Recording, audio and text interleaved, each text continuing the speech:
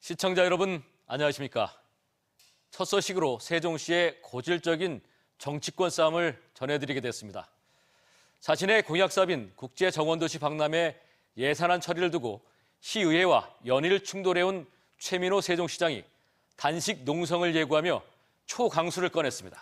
시의회는 정쟁으로 끌고 가지 말라고 비판하며 강대강으로 대치하고 있습니다. 김철진 기자입니다.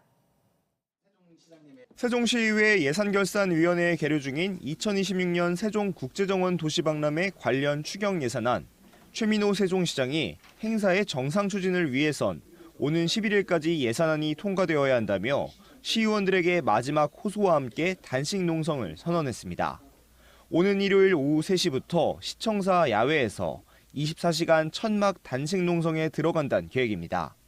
최 시장은 지역경제 활성화를 위한 콘텐츠로 정원박람회는 필수적인 사업이고 세종시 설립부터 20년간 5천억 이상이 정원 인프라에 투입돼 충분히 경쟁력도 있다며 예산 통과의 필요성을 강조했습니다. 또한 협치를 위해 의회가 지적해온 출자 출연기관 등 산하기관장의 인사청문회 도입 요구도 수용하겠다는 뜻을 밝히며 국제정원 박람회 정상 개최를 위한 시간이 더 이상 없다고 절박한 상황을 호소했습니다. 이제는 오히려 예산을 세워줘도 활동할 수 없는 그런 문제가 있기 때문에 10월 11일을 막판으로 준 것이고, 그럼에도 불구하고 세월만 또는 시간만 지체돼서는 안 됐기 때문에 제가 단식이라는 초강수를 두어서라도. 최 시장의 초강수에도 민주당 다수의 시의회 반응은 차가운 상태입니다. 이현정 예산결산위원장은 최 시장의 단식 선언은 의회의 의결권을 압박하는 거라며 문제를 정쟁으로 끌고 가지 말라고 지적했습니다. 또한 시의원들이 국제정원 도시박람회에 우려하는 것은 비용과 시기에 대한 문제라며 시의회가 과거에는 사업을 찬성하고 이제 와서 반대한다는 일부 지적에 대해서도 반박했습니다. 장기적인 플랜으로 세종시가 국가정원으로 지정이 돼야 된다는 데는 많은 의원님들이 동감을 하고 계시기 때문에 그것 때문에도 예결위가 이렇게 오랜 시간을 심의를 하고 있는 거고요. 시와 시의회의 강대강 대치가 계속되는 가운데 오는 11일 임시회 본회의 이전까지가 이번 갈등의 분수령이 될 전망입니다. TJB 김철진입니다. 서산 바지락 어장에서 집단 폐사 신고가 접수돼 관계 당국이 조사에 나섰습니다. 지금까지 접수된 신고는 서산시 어촌계 15곳 가운데 12곳으로 피해 면적만 643헥타르로 집계됐습니다. 서산시는 충남수산자원연구소와 함께 정확한 폐사량과 수질 등을 파악할 예정입니다. 2027년 8월 개최 예정인 충청권 하계 유니버시아드 대회를 위한 준비가 한창인 가운데 지자체마다 경기장 건립에 어려움을 겪고 있습니다. 세종시는 경기장 입찰을 3번이나 공고를 냈지만 모두 유찰됐고, 대전도 서남부 스포츠타운 건립이 대회 2년 뒤에나 완공돼 결국 개회식 장소를 바꾸기로 했습니다. 대회는 다가오는데 기본적인 인프라 구성부터 삐그덕거리고 있는 겁니다. 이수복 기자입니다. 4,000석 규모의 체육관과 3,000석 규모의 실내 수영장이 들어설 74,032제곱미터 규모의 세종종합체육시설 부지입니다. 2027년 8월 열리는 충청권 하계세계대학 경기대회 중 탁구와 수구 경기를 이곳에서 치를 예정이지만 경기장을 짓겠다는 건설사가 나타나지 않아 입찰 공고가 3차례나 유찰됐습니다. 3차 공고에선 발주 금액도 882억 원에서 998억 원으로 올렸지만 소용없었습니다. 세종시는 4차 입찰 공고를 올렸지만 발주 금액은 전과 같아서 입찰에 나서는 건설사가 있을지 미지수입니다. 이마저도 또 유찰된다면 정부 세종청사 체육관으로 대체해 경기를 치르는 방안도 검토 중입니다. 세종도 탁구장 같은 경우는 정부 청사 체육관이 있어요. 체육관 규모는 작지만 탁구 경기를 할 수 있는 정도의 시설은 되거든요. 개회식과 펜싱 경기를 진행할 대전 서남부 종합 스포츠타운도 대회가 열리는 2027년보다 늦은 2029년에야 모두 지어져 비상입니다. 이에 조직위원회는 대전 컨벤션 센터 등 대체 경기장을 찾고 있지만 쉽지 않은 상황. 개회식 장소도 월드컵 경기장으로 변경하기로 하고 대전시와 협의 중입니다. 2차례 유찰됐던 충남국제 테니스 경기장은 지난 2일 지역기업 계룡건설과 한진중공업이 극적으로 입찰에 참여했습니다. 또 이달 중 입찰이 진행 중인 청주 다목적 체육관 건립 사업도 여러 업체가 입찰에 관심을 보이고 있습니다. 충남 테니스 경기장의 경우 2개 업체가 비교에 참여하였으며 아직 입찰 공고 전인 청주 다목적 체육관도 다수의 업체가 참여 의향을 보이고 있는 것으로 확인되어 대회 개최 전에 준공은 가능할 것으로. 정상적인 진행을 위해선 최소한 내년 초에는 착공을, 개최 2달 전에는 경기장 주성을 끝내야 하는 상황. 빨라지는 시기에 취해 조직위와 충청권 지자체들의 마음도 조급해지고 있습니다. TJB 이수복입니다. 오늘 새벽 6시 41분쯤 천안시 신부동에서 SUV 차량이 시내버스 정류장으로 돌진해 버스를 타려던 승객 2명이 부상을 입고 병원으로 옮겨졌습니다. 경찰은 운전자인 40대 남성이 음주 상태는 아니었으며 정차 과정에서 사고를 낸 것으로 보고 정확한 경위를 조사 중입니다. 이보다 앞선 오늘 새벽 12시 36분쯤 서천군 비인면 할미섬 인근 갯바위에서 어패류를 캐다 고립된 2명이 48분 만에 구조됐습니다. 구조된 50대 남녀는 건강에 이상이 없는 걸로 파악됐습니다. 오늘 오전 11시 33분쯤 세종시 조천읍의 한 건물 2층 식당 화덕에서 불이 나 12분 만에 꺼졌습니다. 이 화재로 인명피해는 없었지만 상인과 이용객 등 84명이 놀라 대피하는 소동이 빚어졌습니다.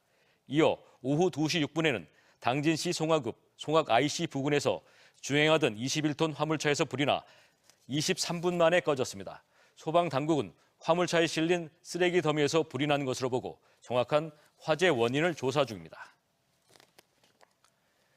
내년 상반기 도입을 앞두고 무산될 위기에 몰렸던 대전 중구의 자체 지역화폐가 극적으로 되살아났습니다. 상인들은 지역 경제의 마중물이 될 것이라며 환영의 뜻을 나타냈지만 대전시에도 지역화폐가 있는데 굳이 별도 예산을 들여 구청에 화폐를 발행한다는 것은 낭비적 요소가 크다는 비판의 목소리도 나옵니다.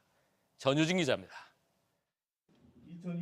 무산위기에 몰렸던 대전 중구 자체 지역화폐 중구사랑 상품권이 구의회 본회의에서 극적 회생했습니다. 임시회 제2차 본회의에서 무소속 오은규 중구의회 의장과 민주당 구의원들이 예결위가 전액 삭감한 지역화폐 관련 예산을 수정 발의해 통과시킨 겁니다. 행정 절차나 사업의 추진이 불필요하게 지연되지 않도록 실질적인 협력과 조율을 하는 것입니다. 이제 필요한 것은 미래를 위한 투자와 결단입니다. 새롭게 통과된 지역화폐 예산은 시스템 구축비 2억 2천만 원, 상표 출원 및 등록 120만 원. 중구청은 연말까지 대전시 지역화폐와는 다른 자체적인 지역화폐 시스템을 구축한 뒤 본 예산을 확보해 내년 상반기부터 발행액 100억에서 200억 규모로 서비스를 제공한다는 계획입니다. 중구 지역 상인들은 침체된 원도심 경제에 큰 힘이 될 것이라며 예산 통과를 환영했습니다. 현재 중구 상권은 다른 데도 마찬가지지만 거의 고사 상태입니다. 저희들이 아주 큰 마중물이 될 거다 희망을 가지고 있습니다. 국민의힘 구의원들은 전국 193개 지역화폐 발행 지자체 중 자체 시스템을 갖춘 곳은 한 곳뿐이라며 재정 낭비라고 지적했습니다. 또한 기존 지역화폐 시스템을 이용하지 않은 점에 대해서도 의문을 제기하며 향후 관련 예산의 송곳 검증을 예고했습니다. 정말 이제 지역 경제를 살리고 싶으면 저희 대전사랑 상품권도 있잖아요. 이제 중구에서 사용할 때는 추가 더 인센티브를 주겠다고 하면 사람들이 같은 카드를 사용을 하니까 부담도 덜 될 것이고. 내년도 정부 예산안에는 지역화폐 예산이 반영되지 않은 가운데 지자체별 지역화폐의 향방에도 관심이 쏠리고 있습니다. TJB 전유진입니다. 무면허 상태로 운전하다가 사망사고를 낸 남성이 2심에서 감형됐습니다. 대전지법 제2형사부는 지난 2022년 8월 천안에서 무면허로 운전하다가 보행자를 치어 숨지게 한 뒤 아버지가 운전했다며 거짓 진술을 해 재판에 넘겨진 40대 남성 A씨에게 징역 2년의 원심을 파기하고 징역 2년의 집행유예 4년을 선고했습니다.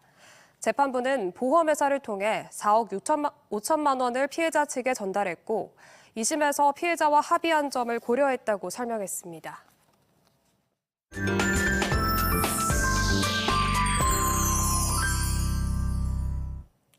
어느덧 쌀쌀한 바람에 가을 날씨가 찾아온 10월의 첫 주말인데요. 여행 풍경을 통해 일상의 소중함과 주변의 온기를 느낄 수 있는 전시부터 서양과 동양이 한데 어우러진 고 이응노 화백 제자들의 기획전까지 다양한 주제의 전시가 열립니다. 아트앤컬처 양정진 기자입니다. 갤러리 입구에서 비행기 탑승권을 받으면 알록달록한 세계 여행이 시작됩니다. 성조기가 펄럭이는 빌딩 숲 속 번쩍번쩍한 전광판으로 가득 찬 뉴욕의 타임스퀘어에는 전 세계 사람들이 모여 휴식을 즐깁니다. 영국으로 날아가니 시원한 물결에 런던 템스강을 가로지르는 타워브릿지가 나옵니다. 파리 루브르 박물관 앞 도로는 새빨간색으로 물들었고 혜태가 지키고 서 있는 경복궁 근정전 앞은 한복을 입은 관광객들도 보입니다. 세계 여행에서 만난 풍경을 따뜻하고 밝은 색감으로 그린 작품들에선 긍정적인 에너지가 느껴집니다. 작가님이 여행을 다니면서 실제로 봤던 풍경이나 만났던 사람들과의 그런 인간관계 속에서 혼자 살아가는 게 아니라 다 함께 더불어서 살아가는 것이라는 불교 시를 쓴 수많은 글자가 바위를 이루고 그 사이로 시원한 계곡물이 흐릅니다. 에메랄드 빛을 띤 바다 위 둥둥 떠있는 검은 섬은 아이슬란드를 연상케 합니다.